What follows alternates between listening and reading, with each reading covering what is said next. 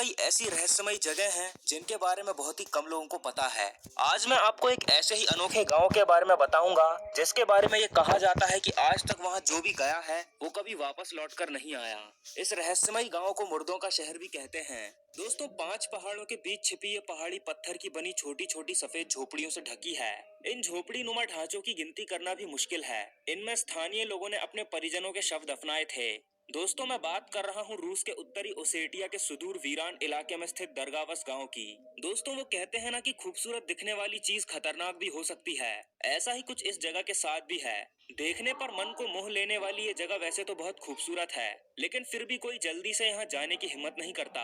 और जाए भी तो कैसे इस मुर्दों के शहर में, जहाँ रहती हैं तो सिर्फ लाशें। बाहर से खूबसूरत दिखने वाली इस जगह को सिटी ऑफ द डेड यानी मुर्दों के शहर के नाम से भी जाना जाता है। ये जगह 5 ऊंचे ऊंचे पहाड़ों के बीच छिपी हुई है।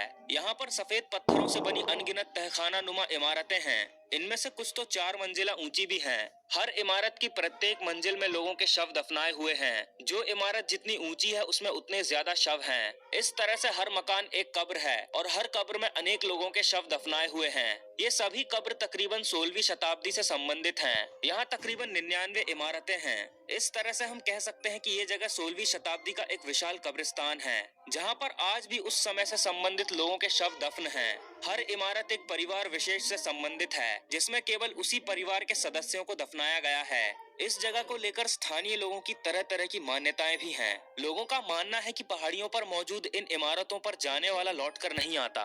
शायद इसी सोच के चलते यहाँ मुश्किल से ही कभी कोई टूरिस्ट पहुँचता है। हालांकि यहाँ तक पहुँचने का रास्ता भी आसान नहीं है। पहाड़ियों के बीच से सकरे रास्ते से होकर यहाँ तक पहुँचने में लगभग 3 घंटे का समय लगता है। यहाँ का मौसम भी सफर में एक बहुत बड़ी रुकावट है। यहाँ के बारे में वैसे तो और भी कई मान्यताएं प्रचलित हैं। लोगों का मानना है कि 18वीं सदी में यहाँ रहने वाले लोग अपने परिवार के बीमार सदस्यों को इन घरों में रखते थे। उन्हें यहीं पर खाना तथा और दूसरी जरूरी चीजें देते थे, लेकिन उनकी मृत्यु होने तक उन्हें बाहर जाने की इजाजत नहीं दी जाती थी।